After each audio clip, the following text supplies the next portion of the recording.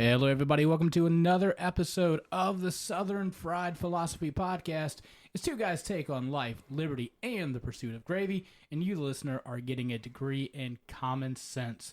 We are broadcasting from the HB5 studios right here in beautiful downtown historic 70 degrees in the middle of January, but there is no global warming, Concord, North Carolina. We've got a great show lined up for you. As always, I be your host, Biggun. How about you? But before we continue with the show, let me go ahead and introduce you to the second half of this crazy sideshow. That's right, I'm talking about the pride of Anderson, South Carolina, but most of you probably know him best as the Silver Tongue One, the 2016's Honorable Mention Father of the Year, the inventor of the Redneck Egg Roll. Give it up on old mic number one, it's Mojo! Turn those lights down, light the candle, wrap out the bearskin rug, pour the champagne. I sound like I have a 900 number phone voice, man. I'm sorry. Yeah, you do. I don't know what happened, but man, I got the baritone going. Our women's listening will go up like a bazillion points now, so excited about that. I like that. Yeah, there we go. Hey, welcome to the show, everyone. This is Southern Fried Philosophy. You can find us at Instagram at SFP Radio. You can find us at the Twitters at SFP Radio. We got to get more on Twitter, I guess. Yeah, we do. I just don't like it too much. And also Facebook at Southern Fried Philosophy and our website at www.southernfriedphilosophy.com. Please go to iTunes or Google Play or Stitcher. Subscribe. Give us a like. And also give us a review. That's how we move up in the chart. Topping ratings, categories, something like that. But yeah, we appreciate you guys listening in. This is episode number 21. Whoa, where did that Spanish come from? That was the 4 years of Spanish. At least I know my numbers, a few of them. So anyway, thank you for you guys listening, and let's get it rolling, Bubba. So we're going to ask you, like we ask every week, hey, buddy, how you been doing? I'm all right, man. Yeah? You know, I'm still getting used to this voice. me too, man. I've had it for like 3 days. I don't know what's up. I'm all right, man. I'm over the flu, and yeah, I'm over the flu. So yeah, that's good. My oldest kid is she sucks at school, so Come on now. that's kind of burning my biscuits. Is it? So yeah, Laying into you a little bit? oh, you know, to be 13 again. Actually, I wouldn't want to be 13 again, but yeah, she just. If you were 13 again, you wouldn't have that voice. I'll tell you that right now. True. Right now, she's on the pace to, work window number 1 or 2 at a fast food restaurant. So how come every time you go through those windows, half the time you don't even use number 1? You always go straight It's always to number blocked 2. up. Yeah, seriously. Well, it depends. Some restaurants, they're so popular, you have to have 2 windows. So the old Bojangles. It's like going to Walmart and there's 21 registers, but And only like 2 4 are open. And then like the 2 of them shut down for shift change, so you only really have 2 open. Yeah. I hate it. I just want to go to Walmart anymore. Especially then the 2 lanes that are open have everyone's like the 1st or 15th of the month, and they have the grocery carts full. So yeah, you're gonna be there for a minute. Why would you go to Walmart where it's sweatpants when you go to Target when it's yoga pants? I don't know. That's true. It really True. is. They got the leggings going on. Hey, buddy. How about I like to wear leggings at the Target. you? Have you? Yeah. Legitimately? No. Okay. No. I was going to start packing this thing up right now. Yeah. Well, yeah. that's I haven't done that yet, but no one's dared me to do that. That's episode 21, and that'll be the last episode. Thank you very much. So, buddy, how you be doing? Man, I'm good. So we're in a stage in our life where, you start off with those initial friends that get married. Sure. Right. So then you, go to all their weddings, which is a small fortune to keep renting tuxes and things. Right.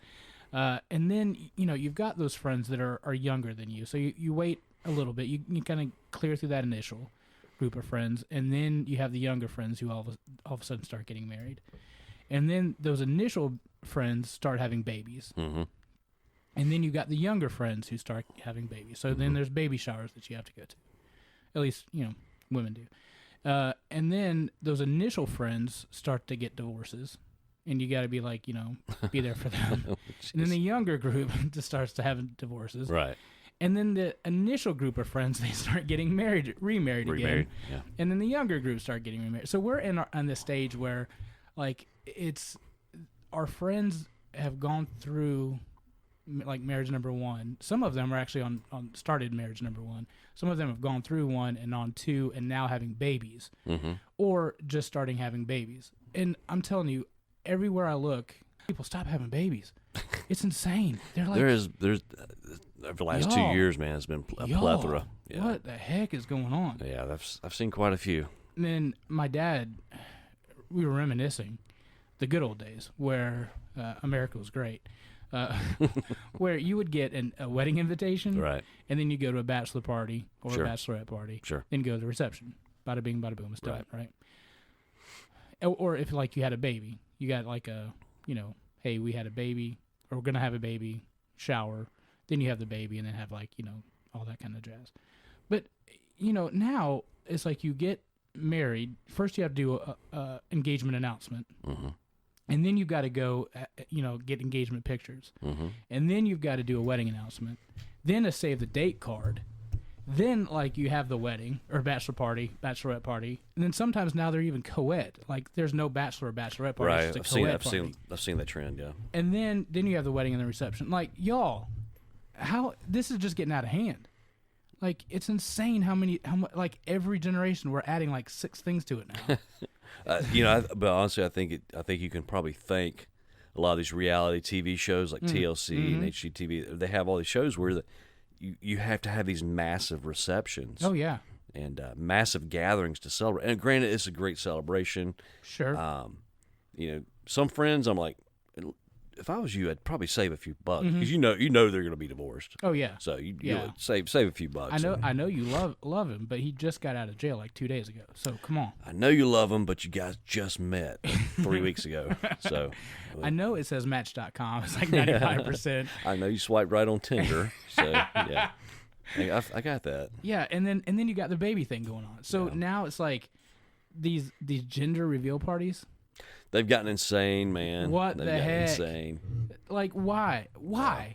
Who cares? Like, who cares? Like, just tell me what it is after it pops out, and we'll be good. Well, how I'm kind of curious how a non-binary couple would do a gender reveal party. It's too much. And then like guys are starting to go to baby showers now. Like I went to my first baby shower not long ago because it was my best friend. Like if it was somebody else, like I'd be like, I don't know quite about that. Yeah. Yeah, and I'm like, nope. And then like people invite my wife to go, and she's been to like her 16th one this year. So, but I like it when my wife can go away for 4 hours and just leave me behind. Sure. And I don't feel guilty, but now they're a co-ed, and now you're dragging me into stuff that I'm not happy with at all. So I need you to stop that. Luckily I got out of both of ours, so it was because your parents want to throw one, your in-laws want to throw one. Stop it. So. Pinterest is not that good to you. Yeah. Stop it. It never works out. Just mail some gift cards, right? And, or some diapers because that's Yeah. But there's no. I think some of these showers, man. I've seen bar mitzvahs that are lamer than some of these showers now. Yeah. So and God bless if we're like Hispanic and have to do a quinceañera. Quinceañera. Good gravy, those things look like they're expensive. Yeah, they probably are. And I'm not trying to, but like legitimately, like they look. I mean, they're all dressed up. They look very beautiful. Like, but like, good gracious, that looks like it's a ton of money. I think the biggest one ever just happened last year. And, did it? Somewhere north of Mexico. Some girl invited, basically a spoiled brat.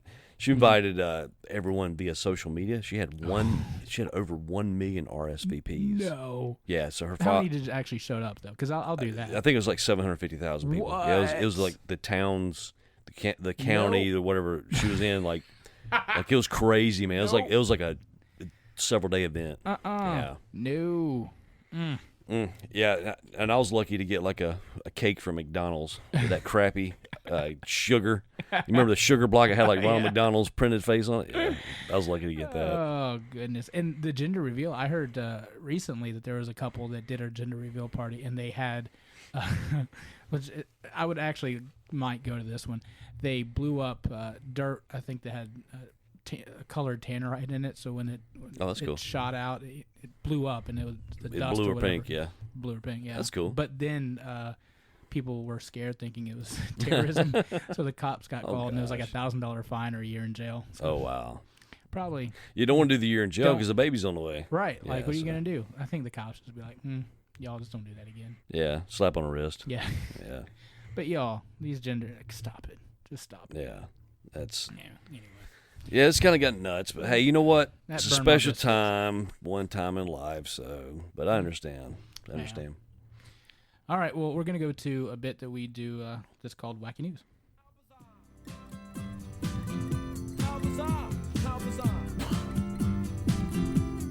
Ooh, baby,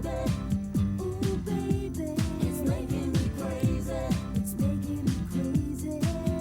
Every time I look around, every time I look around, every time I look around, every time I look around, it's in my face. All right. So, a art thief drove a stolen car to seek police pardon from the wrong attorney general. Police say.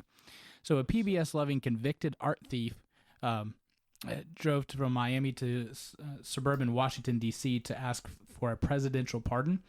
Whoa. So he was in custody after being found in a stolen vehicle, police say.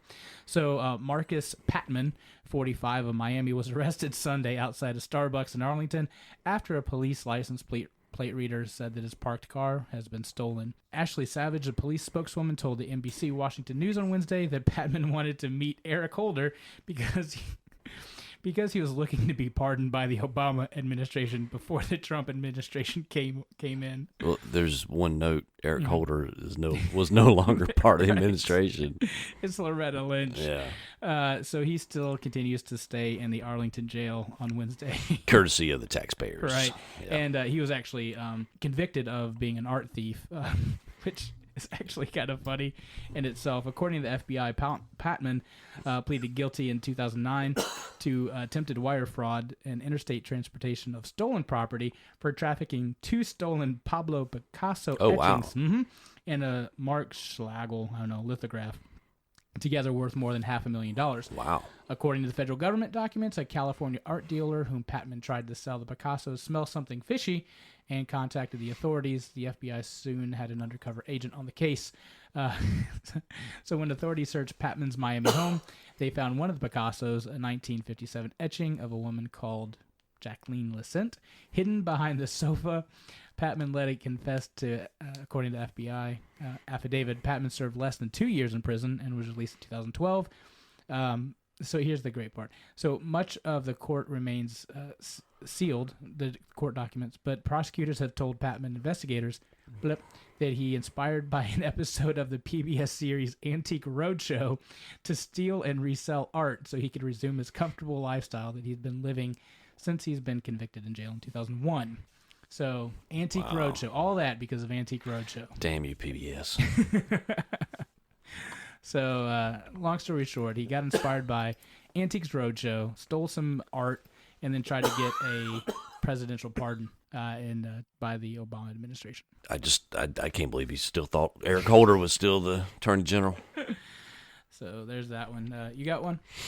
Yeah, this is we always talk about nonsense We and, talk about nonsense? dedication. You know, dedication to a certain political candidate. Anyway, this is out of Lubbock, Texas. Now, this guy has probably one of the greatest names ever. So, anyway, there was a Texas man, Lubbock, Texas, who loves President Donald Trump.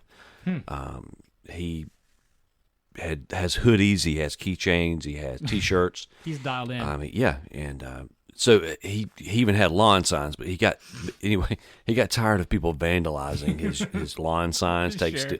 He got tired of people vandalizing his truck because he had a sticker on it. So he goes, "I tell you what, I got an ingenious idea. Here I'm it going goes. to tattoo my neck with Trump, so that way they can come vandalize me, Bo." This guy's name is Goober Williamson. Goober. Goober. So I guess it's kind of fitting. But anyway, so he issued the challenge. Hey, I'm gonna put Trump on my neck, and if you want to vandalize me, come on, I got you.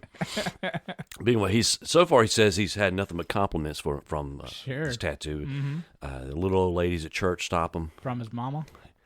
Probably. Mm-hmm. Anyway, little old ladies complimenting him at church on his neck tattoo for Trump and things like that. So is it just Trump's name, or did he try to actually do an artwork? no, just Trump. Okay. And it is horrible. I mean, there's not a straight line on it. So Well, I guess. as a tattoo aficionado, it's not pretty. So. Well, I guess worst case scenario, if it becomes too much, he could just turn the U into an A, right? Yeah. And just tramp. Well, but you know what though? I actually got to give it to a guy. He's probably smarter than half the Bernie Sanders supporters who got Bernie's silhouette on their legs and arms. So, yeah, feel the burn. Yeah, literally. So mine is similar in the fact that it deals with Trump, which I think will probably for the next 4 years be dealing with a lot of these wacky news stories. A Florida woman is accused of a smear campaign against Donald Trump, mashing bananas against cars at his Mar-a-Lago resort. Kelly Wedman is arrested for trespassing at the Palm Beach property on Friday, allegedly also putting a bunch of balloons in the bushes. Why? I don't know what that... The bananas wasn't enough. And typing a profane statement about Trump on one of the resort's computers. She allegedly tried to enter the property by car early Friday morning before returning to Mar-a-Lago on foot later that morning. Like a ninja. And causing her small-scale disruptions. When security guards told her to split, Weldman allegedly said that she wanted to be arrested because no one has been paying her attention to her claim that she was, quote, cyber-attacked. Oh, wow. It was not clear if the incident peeled away any of the Trump's attention from his inauguration on Friday at noon on Washington, D.C. An employee at the resort, the president's winter White House home, would not provide any comment when reached by phone on Monday evening. So she was going around smashing bananas on people's cars. You know, Thought that was this there's been some pure madness. That's you know what I'm saying? Like this. Yeah. You know, I'm a libertarian. I reserve who I voted for, but there's been some absolute madness. I don't remember any of this happening with Obama. Yeah, sure, he had people that booed. There's some effigies to burn, but dude, I just don't remember. Yeah, some of this stuff. I've seen I don't either, but then I go back and I see pictures of people like that posted stuff during that time, and I'm like, yeah, we were those people were kind of nuts. Yeah, no, I'm talking about that, but not smashing bananas on cars. Nuts. But do you remember, 1.8 million people in the country? Oh boy, you know what I'm saying? This past weekend, I mean, it's kind of crazy. I think that So I've recently been watching Gotham, right? And so I don't know if you watch the show or anything, but there's the Joker. Obviously knows the Joker. Like he wants to ensue chaos, right? And so people rally behind the Joker, and then ensue that chaos upon the city. Well, I think that people are using Trump as the Joker, even if he's not really the Joker. Like, well, he is, but like they're rallying around just something to be for an excuse to go crazy. So. Yeah, I can see that. Yeah. It may not be a Trump thing, but they're just using Trump as the excuse of why I'm going nuts. Sure. Like I'm just gonna go do something stupid, and then they get in trouble. And like, oh, I'm blaming it on Trump, just because it's gonna cause a headline. Yeah. So. Yeah, but still, it's disconcerting. I mean. Yeah, it definitely is. Nothing more. I think probably anyone that's probably a libertarian / conservative was hoping. Right, win, lose, or draw. At the end of this, we were hoping for some type of stability and unity again. And but that wasn't going to happen. Like when the liberals got a hold of when it's cool to hate the president, then there's not going to be civility. Like when people started going that route, like it's not. Yeah, when you're holding signs that says "Love Trump's hate," and that while you're burning a limo or beating someone. Right. That opposes you. I don't quite get that. Yeah, I don't. I mean, there is definitely hypocrisy, but you've got Hollywood saying they're going to strike because Trump's president. Okay. All right. I've got a DVR full of movies and TV shows. So go right ahead. Because we don't need the actors just pretending to be a cop. Well, right? they promised they'd move to Canada. Yeah. That Still haven't seen that happen yet. It's just frustrating. You know, whoever was president, if people were going to do what they're doing now and just blame it on the presidency, it's just ridiculous. But, you know, I remember, you know, in 2008 when Obama was elected, if you didn't support him, you're a racist. That was the common thing. And in 2012, same thing mimicked. If Hillary would have won and you had some type of conservative uprising or whatever, what would have been said? All these people are misogynist. So, of course, people are fighting Trump, and it's, you know, they're fighting the Russian agent / misogynist, you know, whatever. So I just don't quite get it. It's just it's very frustrating. I'd love for some peace and stability for a while. Calm, rational heads. So common sense to prevail. Yeah. Yeah, I mean, I think you and I probably aren't going to agree on the women's movement, but I don't. I mean, and even my wife kind of gave me a lot of perspective, and I don't know, and it's okay. We can agree to disagree. No one says they can't march. No one says no one can march. Right. I mean, you have the right to do that. You have the right to protest. Yeah. I think some of the nastiness and vile and vitriol that came out of it, like Madonna, you know, threatening to, or saying she's thought about blowing up the White House and things like that. It's vitriol, hatred, and this is a time where we should really just try to heal our wounds. I mean, at least for the next 30 years until someone else starts campaigning, then we can rip each other apart again. Here we go. Yeah.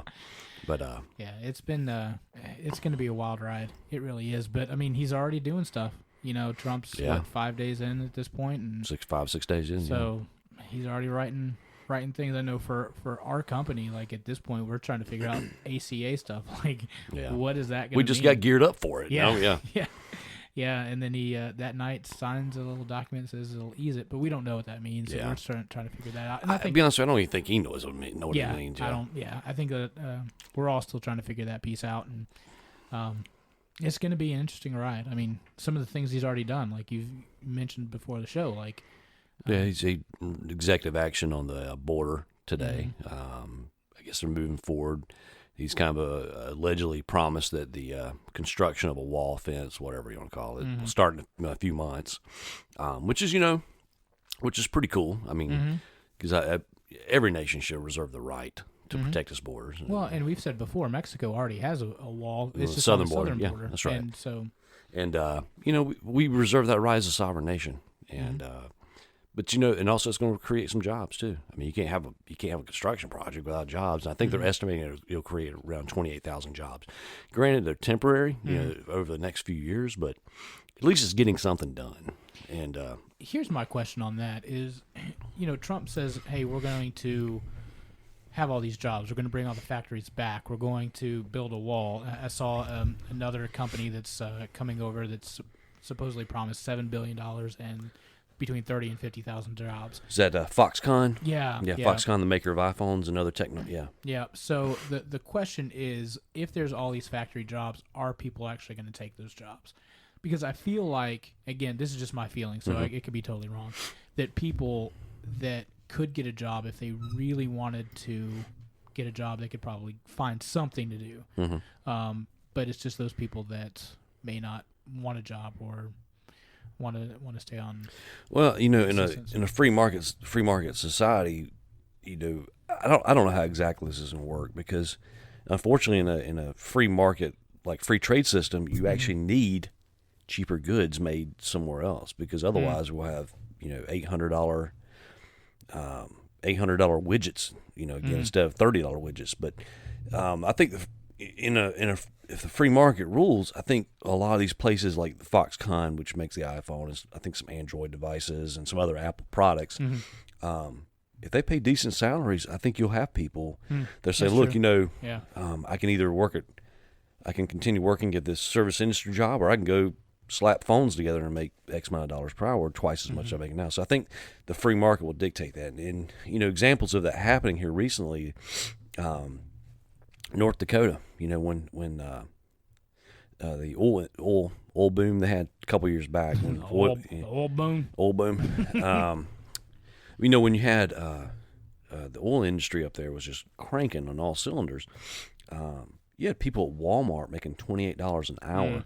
I mean, they couldn't fill positions because the economy was just busting out the seams there. Yeah. And you had a produce manager at Walmart making $40 an hour. I mean, you wouldn't find it down here, but the economy dictated it up there. And I think you'll have that too when these industries opening here. Well, We'll let's hope see. So. Yeah, I think you've got to look at both sides. You got to look at the welfare and assistance side, and then you've got to look at the job creation side. Well, I think it'll be interesting. But the only way you're going to change the welfare system is this welfare to works type system where you're constantly trying to get people off the rolls instead of people considering generational welfare assistance. But that'd be an interesting show. Yeah, We really should. yeah. Cool. Well, let's keep things a little bit lighter. Let's go to that time of the month.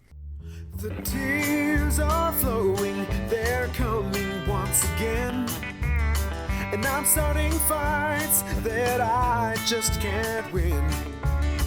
Why do I try? I never can tell.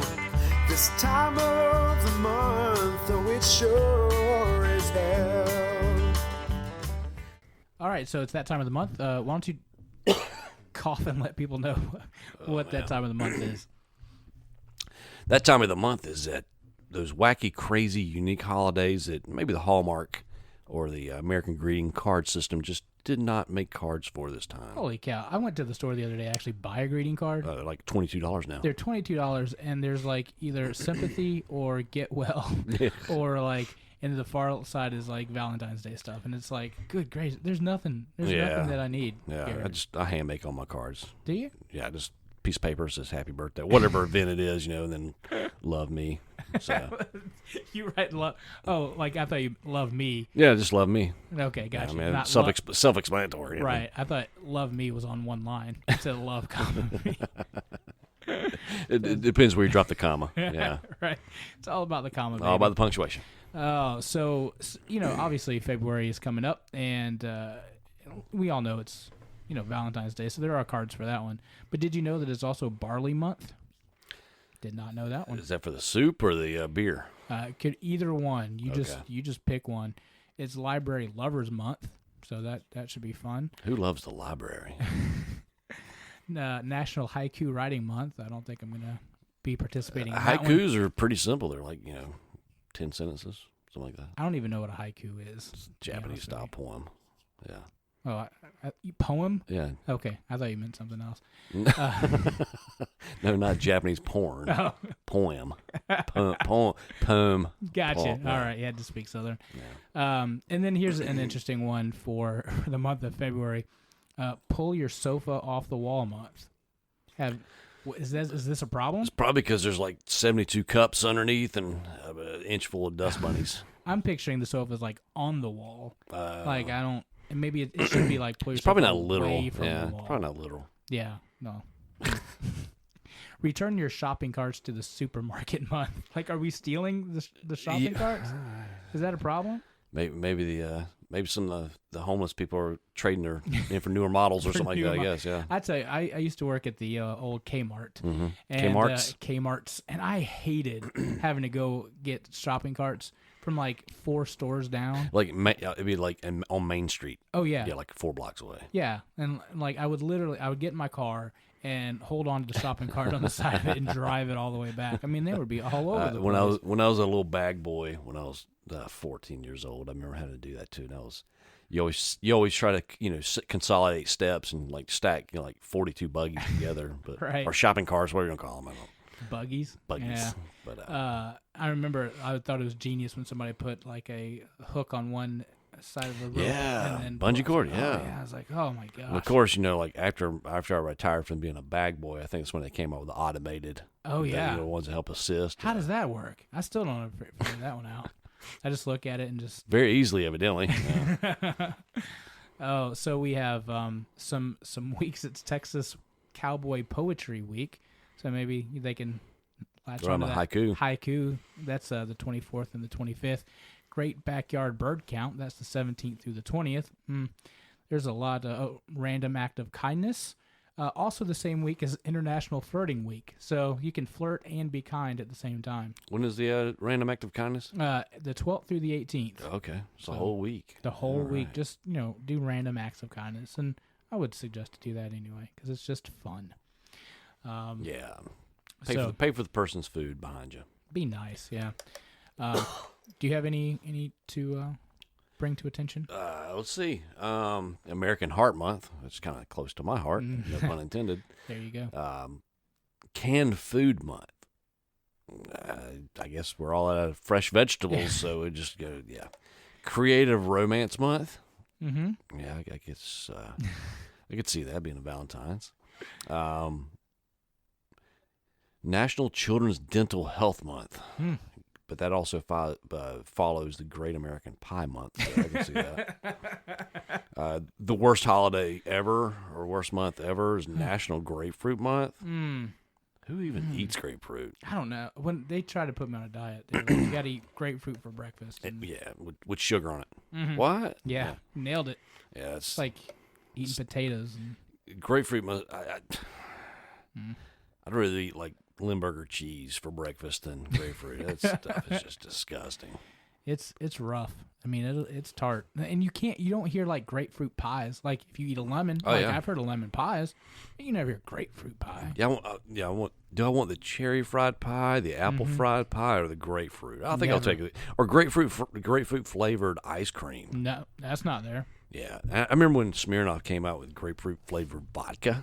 Yep, that was a bestseller. I'm like, I think I'd just rather drink radiator fluid. What else could you use grapefruit for? There's like nothing.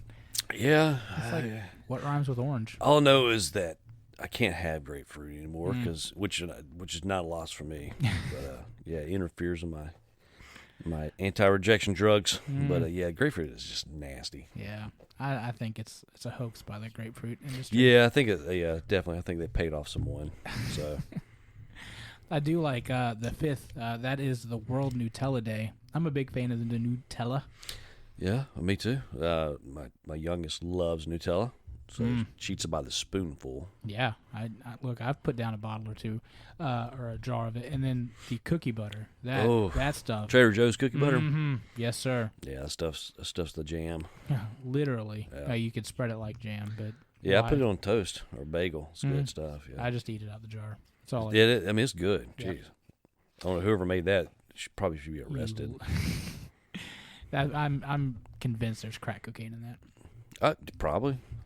The 7th is Wave Your Finger at a Neighbor Day. Good or bad?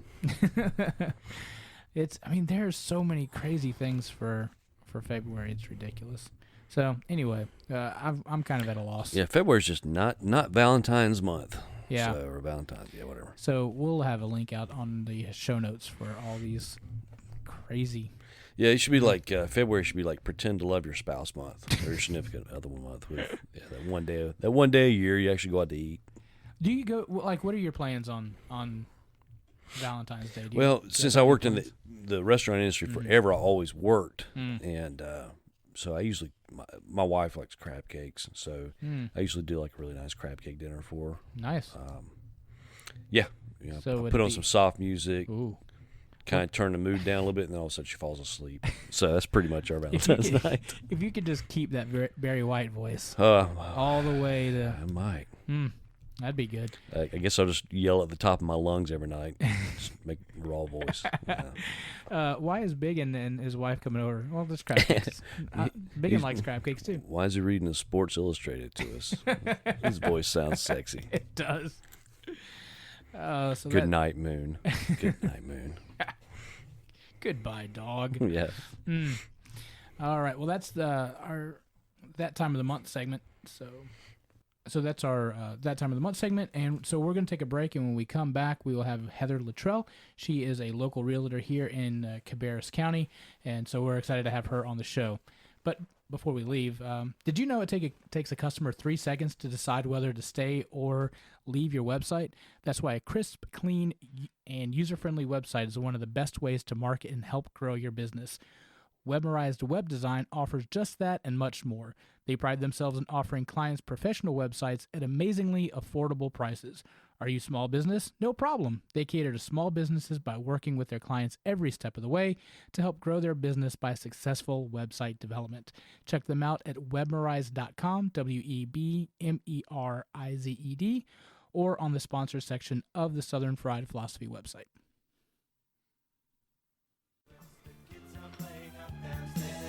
Sister's saying in her sleep, brother's got a date to keep, he can't hang around. Our house in the middle of our street. Our house in the middle of our house, it has a crowd. All right, we're back. You're listening to the Southern Fried Philosophy Podcast, and we have our guest with us tonight, Heather Litrell. Heather, she is a realtor, a very, very fantastic realtor, might I add. How do I know? Because I might have used her to buy the old Biggun Manor. Biggun Manor. She has been around in the real estate game for 20 years. She's been a longtime resident of Cabarrus County, and she knows the area. She's been here. She's a former educator, and it says here that you are actually additionally from Nashville, Tennessee. That's right. Hot chicken. Nashville hot chicken. So Heather is here. She's going to tell us some ins and outs of the real estate game, and I wanted to have her on the show because, one, she's a fantastic person. I really have a lot of respect and love for her, and she did such a great job helping us out, and so I wanted to show the love and get her on the show. So without further ado, the kickback checks in the mail, right? there is no kickback check. My house is the kickback check. There you go. Yeah, I couldn't have had it without her. So Heather, welcome to the show. Thank you so much for coming. Thank you. So let's start off. What started you in the real estate game? You said you were a former educator, then you went to real estate. What was the driver? What pushed you to real estate? Insane kids. Yeah, that's right. I was came here from Nashville, Tennessee area, and I was teaching French at Mooresville Middle School. Oh, and, wow. Yep, my husband and I had lived here for a year, and we were renting an apartment, and one day we looked at each other and said, well, I think it's time to buy a house. So for some reason, in my brain, it made sense to go take a class to learn how to buy a house. So I was in the real estate class, and everybody there was talking about taking the final exam and getting the real estate license. And the teacher said, don't you want to get your real estate license? I said, why would I do that? I'm a teacher. He's like, well, everybody else in the industry, they weren't just doing it for the fun of it. So if one of my clients did that, I would think that was ludicrous. But that's what I did. And so I got my license. And then the next year in teaching French, the principal asked me to step in for Mrs. Garcia as a Spanish teacher part-time. And I said, I don't speak a word of Spanish. He said, that's okay. You can wing it. So the class would come in and I would say something and they would say, that's not how she says it. And I would say, tell me, how does she say it? Because I don't know how to say it either. So Agua. yeah, exactly.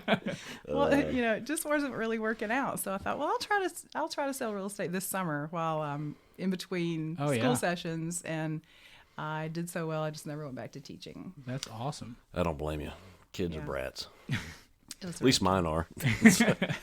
Well, very cool. That's awesome. So why in the Concord and area? Why this area? What draws you to here? Just because it's close to home, or? It's just where we ended up moving when we came to North Carolina because my husband was working in Matthews and I got the job in Mooresville. And somehow we looked at an atlas back then because it was 24 years ago. We looked at an atlas and it said, this place, Canopolis, looks like it's in the middle. Now, how that was, I don't know, but. Well, on our last interview, somebody brought up a telephone book, and we're like, wait, what? Yeah. It's been a while since we've used that. So, Went to give a history context with all the kiddies. But I do. I keep an atlas in the car just in case phones break down or whatever. Yeah. So I know what that is.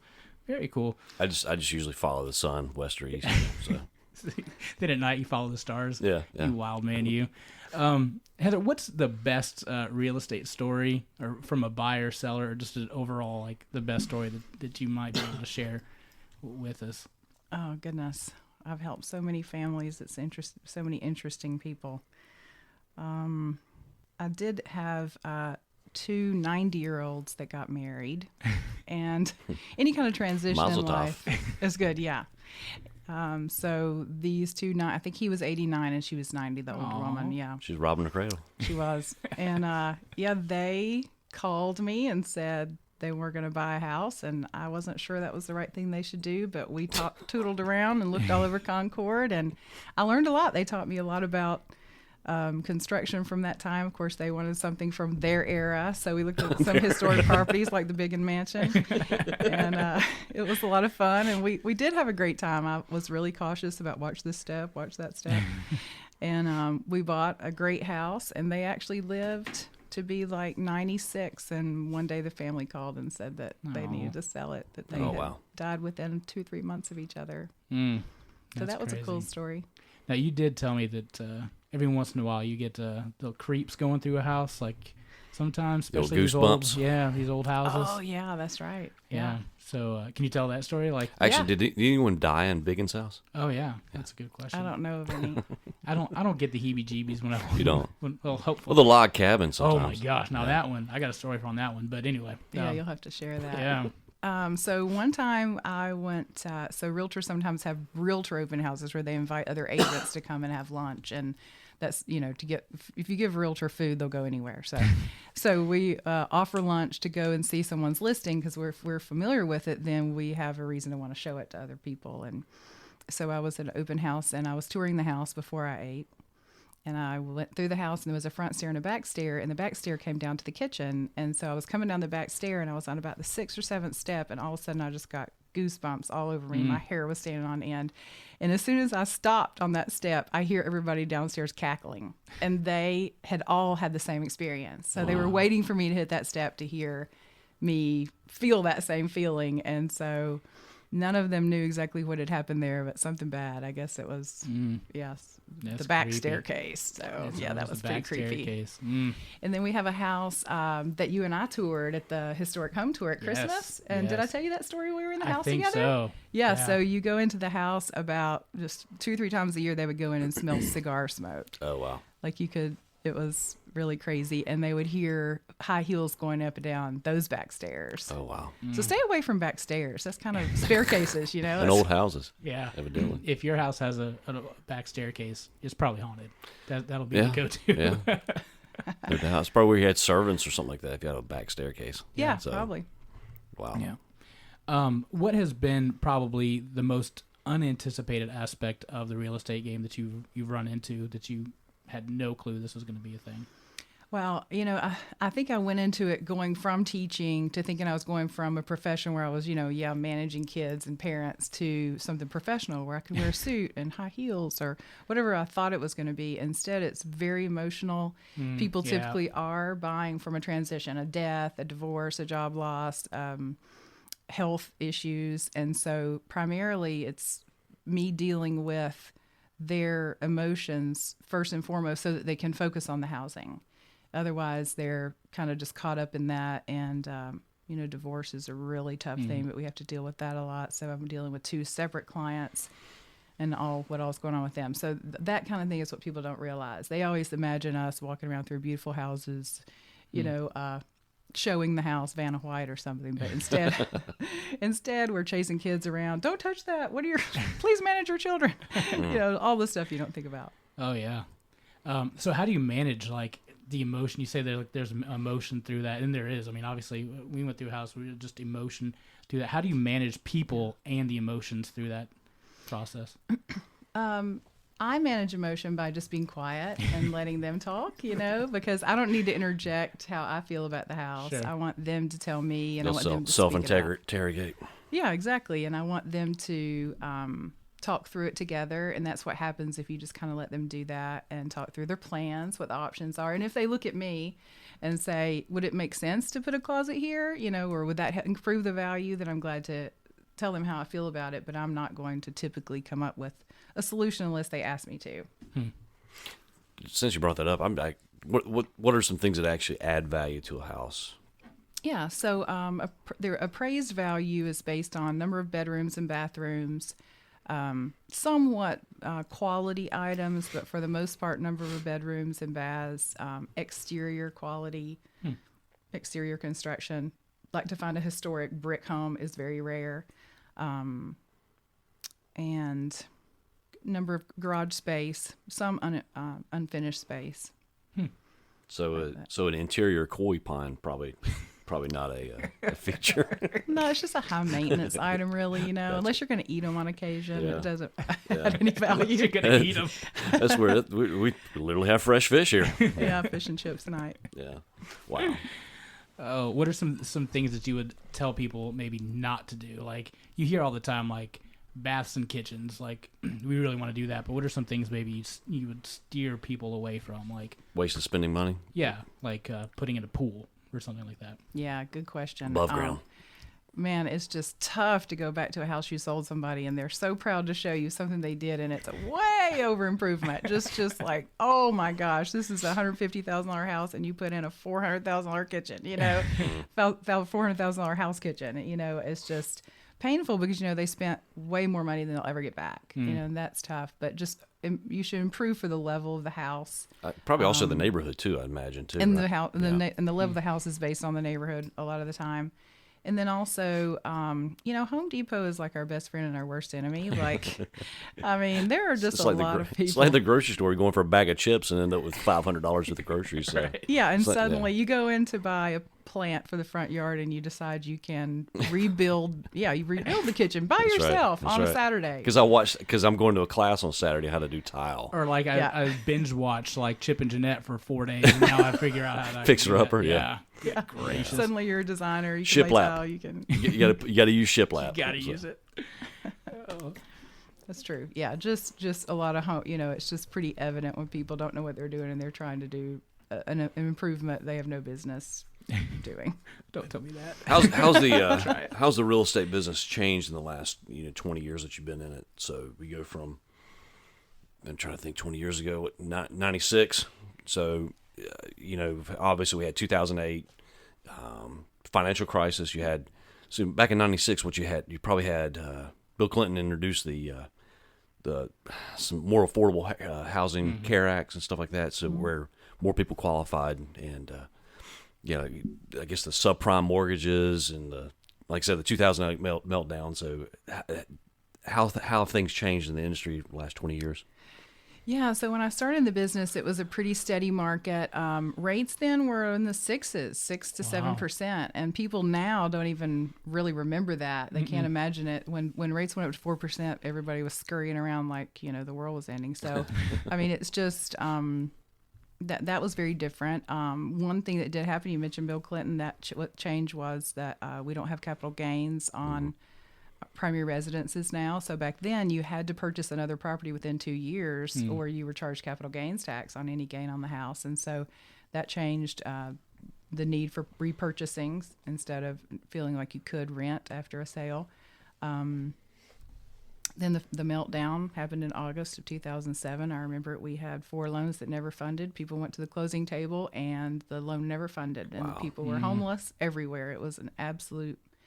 We just couldn't believe the meltdown. The 100 banks went bankrupt that August. It was terrible. And then the outfall from that was disastrous. We lived on, 25 to 30% of what we had been selling or had been making, sold 25% of what we'd been selling in years before for about 4 years. It was a really tough time. So it's something you just learn, it's a big budgeting lesson to remember in the good times. Don't spend it all. Yeah. So Might be some Dave Ramsey lessons in that. yeah, that's right. Yeah. Good gracious. So it took 4 years to recover. Is what you're saying? Yeah, so it was about 11. Really, it was 2011 before things really started to peak out, and we weren't just flooded with foreclosures. It also created a lot of interest in flipping because we could get good deals on houses. So, however, that's continued, and now you can't get good deals on houses, and people still want to flip, Yeah. but you can't. That I just think doesn't work anymore. I think 2008 though, because I was in Greenville, South Carolina at the time. I think they had a lot of those. We buy ugly houses, or all those signs were everywhere. Yeah. So I guess Charlotte was not a protected area. We didn't have a protective bubble here at the time. No, but we were one of the last ones hit, and the saying goes, one of the last ones in is one of the first ones out, and that has been the case. That's so, good. yeah, we did better than most areas. Las Vegas is still trying to recover. That was Phoenix a is disaster. Phoenix is too. We were in Houston when that happened, and we were in a bubble because of the gas and oil people. So until we decided to sell our house, and then no, that's not, that bubble burst right when we put it on the market. Sure. Appreciate that. Yeah. A lot of people lost a lot of money. So Yeah. I guess we could have. Too bad we didn't have a little nest egg. We could have like become a slumlord or something like that. All those cheap houses. Yeah. So Heather, what drives you to keep going? You deal with like the emotions of people day in and day out. Like that's got to be exhausting for one. I didn't even think about like having to deal with that day in day out. What keeps you keep going and keeps you keep doing it? Well, I just feel like it's like a calling for me. I just enjoy kind of, you know how I am. I try to keep people calm Yes, ma'am. because I know. I mean, emotions are just going to get high regardless. Well, not always, but it's just important to just remind people that the world's not going to end whatever happens. If you don't get this house, there's another house. It's Right. it's almost like a duty to me that I feel like not every realtor is going to handle a transaction like that.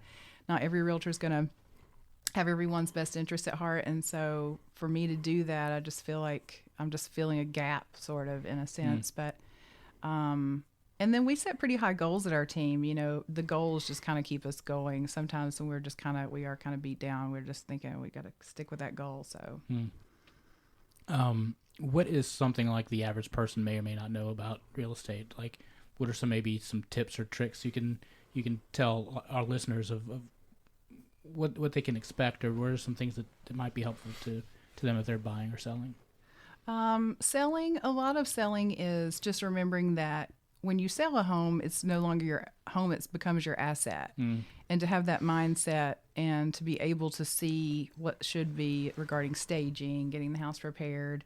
About half the time, because of HGTV and those kind of shows, Right. they've seen enough of that they realize it's important. Before then, 10 years ago, literally, we would go in houses and it would just be like, they had lived there normally and they had no clue that they couldn't have, 6 sofas in the living room and, and- the dining room table had nothing but bills and magazines. Oh and stuff yeah, like that. piled high. Yeah, and then there was the glamour shots with the boas over the bed of the wife. Those were always fun. Yeah, it was always fun to tell people that really just needed to come down. Everybody didn't need to see that. Yeah. So there's been a lot of decor issues over the years, but Oh, man. that's something else you learn to be very cautious with how you tell people that that's not really. Most people don't have that in their house. It's really not a good idea. Yeah. There's no swings in the bedroom, so take those out. Oh, we've had several poles. It's not swings, it's poles. Yes, I've had 3 or 4 bonus rooms with poles. No, a bedroom with pole. Yeah, we I remember we looked at the house back in the Greenville market, and we opened a closet, and they had Please tell me there's a poll. it was a black leather S&M suit, like the full leather mask, gimp mask, and everything. So I think it would have been funny if it was a poll. Like, could you imagine trying to do anything in a closet? no, it was the suit. It was the suit, though. I know what Gotcha, you're saying. I gotcha. Though. Yeah, that was kind of a little eye opening there. So You never look at those people the same again, do you? no, I'm sure not. Yeah. I'm sure. Have you? I remember one house we looked in this old town, and a lot of the houses were built post World War II. I guess probably during the Cuban Missile Crisis, and like every house had bomb shelters. Yeah, wow. that's right. Have you In the seen it? 50s, Yeah, yes, have you seen those? Downtown Concord, lots Really? of the house, or I wouldn't say lots, but I have been few in of 'em, many yeah. houses down there that have bomb shelters. Yeah. I thought that was the coolest thing. I was like, we got was to a buy this trend. house. We got Yeah. to buy this house. Yeah, because I thought it was cool. That was a trend. It was when we were sort of coming out of the standard to build a basement, or Right. what we had back then as cellars, like your house. And so they would take a corner of that and they would build a brick skirt wall around it. And I can't remember. I guess they were like 10 or 12 inches thick. I don't know. Yeah, But, they're- and then there'd be a little area for them to store things and water. And Need to go out there with a metal detector at your house and see if we can find Oh, I guarantee something. you. That'd be cool. There's probably like a Yeah. hatch. That's what I'm from saying. There's Lost probably or that's, something. well, Yeah. the houses we looked at. The hatch was probably about 10 yards out the back door. So it was kind of it was pretty cool. Oh So, yeah. Look, if we can find a hatch, I'll try to Airbnb that sucker. You know it'd go good. No. So, That'd be awesome. So how has you mentioned HGTV? Has that been a positive or a negative thing for the real estate business? yeah, that's a good question. I think it's been positive overall because it's not all brand new to people, but it's negative in that it's created a romanticism in purchasing. Like you were talking about Chip and Joanna. I just recently, a great story. I had a family. These people had 4 kids. They were all in competitive soccer, dancing. Because of their ages, they went to 3 different schools. The parents both worked in downtown Charlotte full time. They came to me and they're ready to buy. They're so excited and they want to buy a farmhouse out in the country. I'm like, good Lord, when are you going to have time to even get to and fro where you need to be, even live your normal life, much less try to revamp a house and drive 30 extra minutes every time you have to leave home and go to all these places you have to go all the time. Yeah. And so they have these ideas that would be cool, but they don't realize that that's not realistic for their lifestyle. Yeah. There's a time and a place for those type of home purchases, but it's not always in that when you're in that position. But and just realizing that home maintenance is a lot to contend with, and first time home buyers a lot of times don't realize that they have these grandiose ideas and they see it done, but they don't realize the cost of it. They see Or it the done on time TV. down, because Right. you got to rewire something. It could be 2 weeks, 3 weeks. So Yeah, live without a kitchen for a couple months. right, and- Biggun? Oh yeah. Oh boy, we've got stories. Like one of that's we do a bit called "How You Be Durrin" at the beginning of the show, and half the time I'm talking about what project or who I'm paying to come fix this or fix that. Those damn squirrels. Those squirrels! I swear to you, those squirrels. Wish you could. You need to try to evict them. You tried I'm gonna everything start- else. You I'm might gonna as start well. charging them. I'll tell you that. Yeah, might as well. I need you to collect 40 pounds of pecans and put them in my backyard or something. I'll leave that up to my kid Larkin. She loves collecting acorns. So tell me some horror stories with Biggun. I know him. Oh, no. I know him. So I know there's got to be something You there. can. It's permissible. I mean, how many houses did he look at? Probably 3? We looked. 100. I looked at 2, right? 2. Or maybe it was just 2. I don't know. That's a misperception in the industry for sure. People think you typically look at 15, 20, 30 houses, and my average is 2 or 3. Really? Because once you Wow. know what somebody wants, well, and now with the internet, people are basically looking at houses all the time. You can pretty much see the whole house with the aerial view and pictures. Between all that, you've pretty much seen it without having to go inside of it. Sure. Okay. Of course, one of them we did say, so what it doesn't show is what smell. Oh yeah. Because we saw a house that smelled horrible. Oh my We God. did. We walked in the door, JT, and looked at each other, and we were like, God, what is that smell? And they had tried to make the house smell homey by putting some kind of meat in the crock pot, but it smelled like It was awful. Oh God. It felt like dirt. It smelled like dirt. The Yankee Candle wasn't an option. It was awful. You just walked. Every time you go by that room, you just throw up a little bit in your mouth. I remember looking at older houses too. The same, not brick, but it was wood, and it was a boarding house. So I had the grand ideas of renovating a house, but the boarding house we're checking out all these rooms, and I remember there was a cat that probably weighed 42 pounds. Oh my God! And It was like a cheetah. but also they had 4 or 5 litter boxes that were slab full too. So that smell of cat litter, just oof. I'll never forget that smell.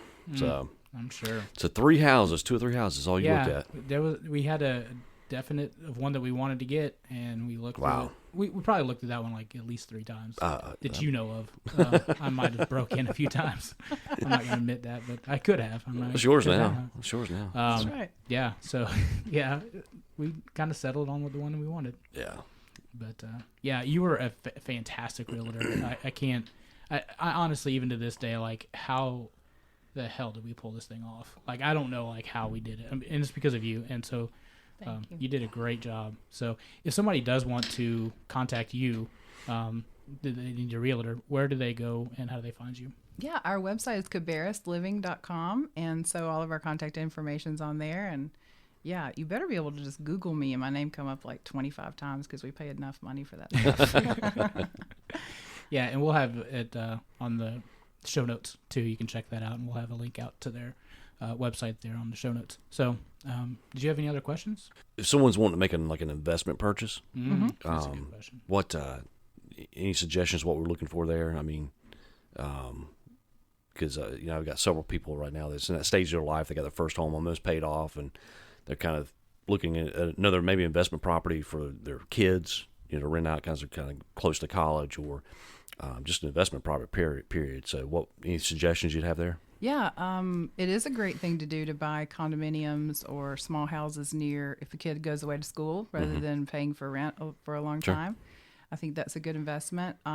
Certainly, rental property is always a good investment. You just have to be smart about what you're going to be called on to do during the process, what you're going to be called for in the middle of the night when it breaks, and be aware if you're not going to be a landlord yourself that you have a rental company to manage it. But So as far as property management company's probably pretty vital, I'm sure. yeah, pretty vital. Yeah, and we have some good ones in the area. And then just making sure it's a solid house that really right now anything rents. We're desperate for rental property, Oh, so really? it's a smart time to buy rental property. Yeah. Probably here in Charlotte. I guess probably mainly in probably a lot of areas. I bet probably rental properties are probably pretty hot right before school, right? Like, I mean, people trying to move to a new area. Oh yeah. From out of town, and I guess they Just transitions Yeah. in the summer regardless. Yeah, Right. certainly they are. And they're putting up these apartments everywhere. You Oh, guys yeah. see these luxury apartments. It's Crazy. $1,000 for a 1 or 2 bedroom apartment. I can't believe they actually think they're gonna not have vacancy there. But so with that many of those out there, they feel like that's their only option. And people that have big dogs are like, who's gonna haul a big dog up and down 3 flights of stairs every time they have to go out? Like, I don't know who. So finding a house with a yard is, imperative if you have children. It's just a nicer environment. So there's a lot of competition for those too. Do you see people doing?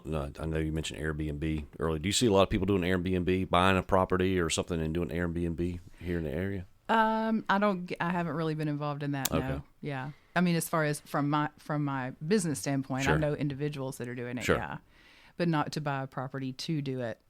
Yeah. Okay, Not really. I'm just curious. Also, like we know we talked about internet and things like that.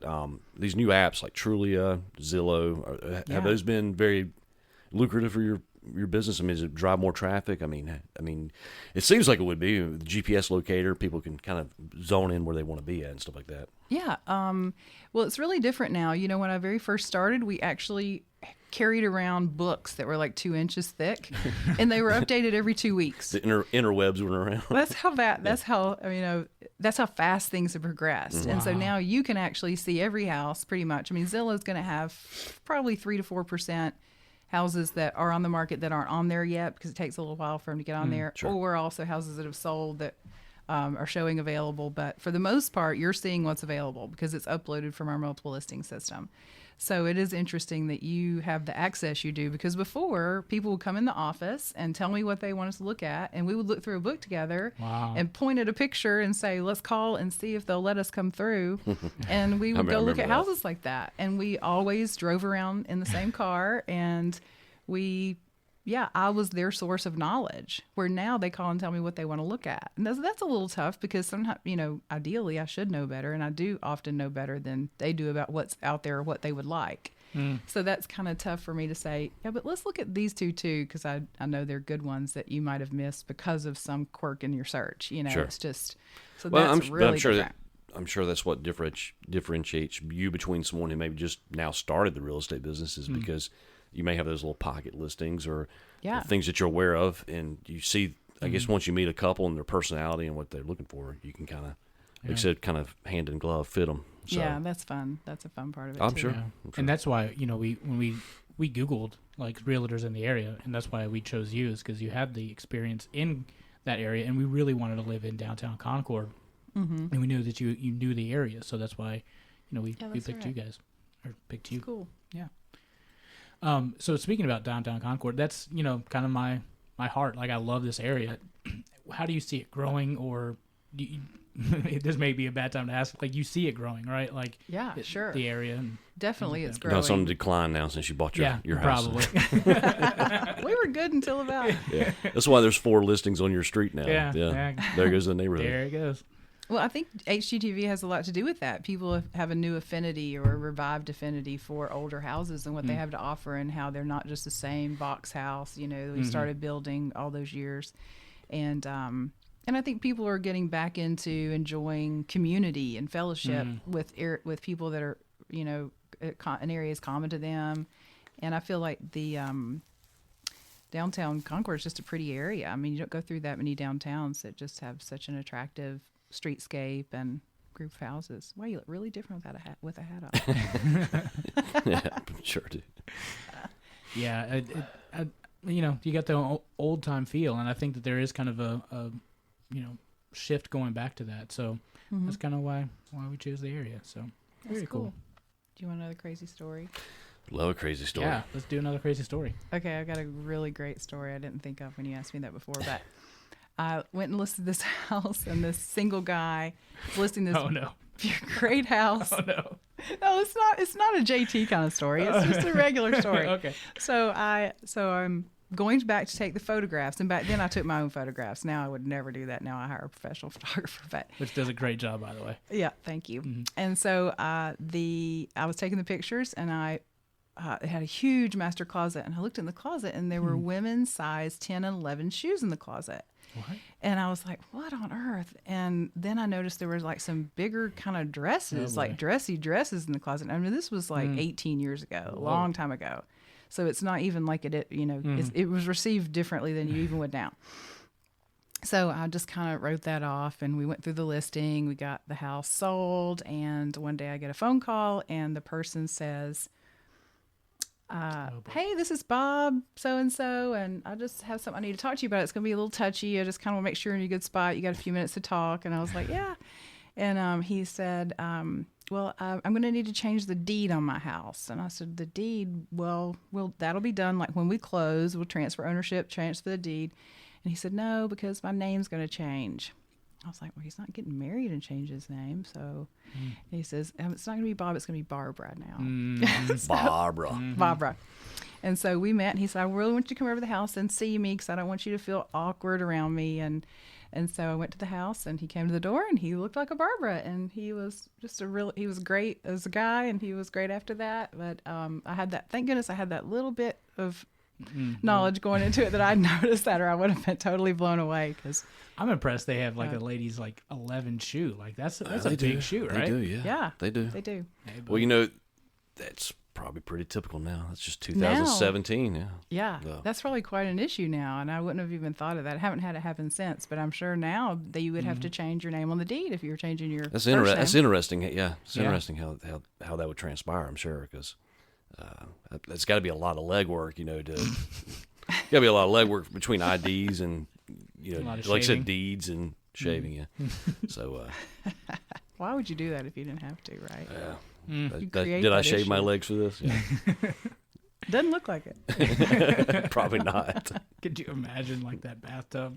Like Chewbacca just shaved. Yeah. Oh, well, very cool.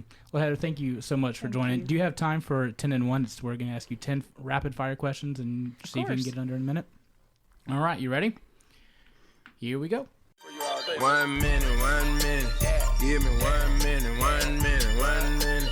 Give me 1 minute. Say you want Heather, what's your favorite pizza topping? Anchovies. Interesting. Hardwood or carpet? We're going back to that one.